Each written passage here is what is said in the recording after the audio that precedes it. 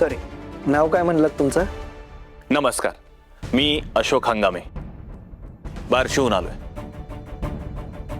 तुमच्याबद्दल, तुमच्या इन्स्टिट्यूट बद्दल खूप ऐकलंय. थँक्यू. आणि काय काम होतं म्हणलं? एक मदत हवी होती जी तुम्हीच करू शकता. नक्कीच, मला जेवढी शक्य होईल तेवढी मदत करेन मी. कसं आहे, माझ्या मुलाला डॉक्टर व्हायचंय. हुशार आहे ना तो, पण आजकाल ते अभ्यास, एंट्रन्स, कॉलेज बिलेज ह्याच्यामुळं मुलं पिळून जातात. तो obviously I can totally understand. बार्शीमध्ये माझे काही कोचिंग क्लासेसवाले ओळखीचे आहेत. मी कॉन्टॅक्ट देतो त्यांचे तुम्हाला. म्हणजे कसं, त्याला एंट्रन्स क्रॅक करायला मदत होईल. नाही नाही नाही नाही, मला काय म्हणायचंय ते तुमच्या नीट लक्षात नाही आलं. कसं आहे, माझ्या मुलाला ट्युशन नाही लावायचे, शिकवणी नाही लावायचे. अहो, घरात एवढा पैसा असताना हे कॉलेज, ट्युशन वगैरेची काय गरज आहे? अहो, डायरेक्ट डिग्री मिळवून देईन ना मी त्याला. आणि त्यासाठीच मी तुमच्याकडे आलोय. तुम्ही फक्त तुमची किंमत सांगा. मी वाटेल तेवढे पैसे द्यायला तयार आहे.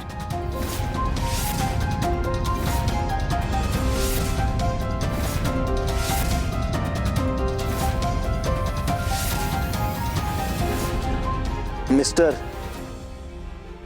Mind your words. इथं काय डिग्री विकायला बसलो नाहीये मी. इथं असली कामं होत नाहीत. हो मुजुमदार साहेब, तुम्ही तर डोक्यात राग घालून घेतलात. अहो, शांत व्हा, गैरसमज करून घेऊ नका. विश्वासाने सांगतोय, तुमची जी काही किंमत असेल ती मला परवडेल.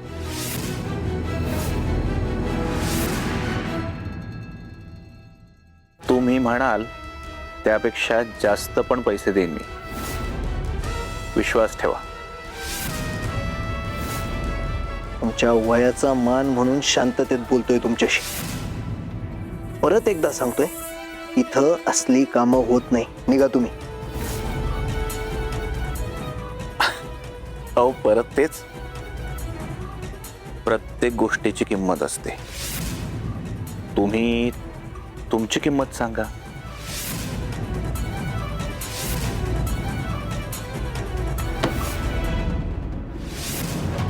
एकदा सांगितलेलं समजत नाही वाटतं तुम्हाला.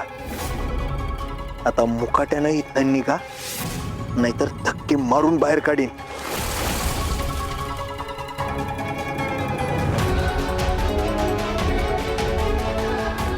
तुमची मर्जी. नुकसान पण तुमचंच.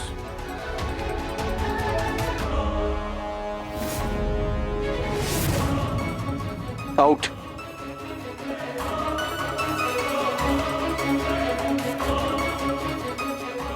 थांबा.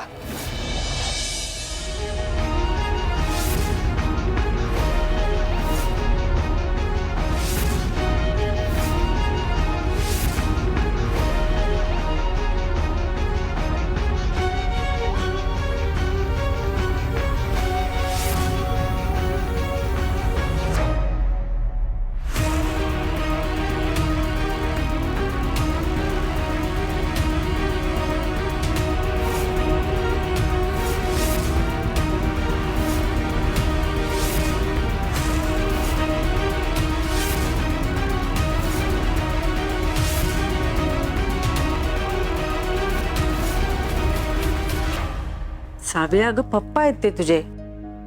त्यांना तुझी काळजी वाटते ना, म्हणून असं वागताय.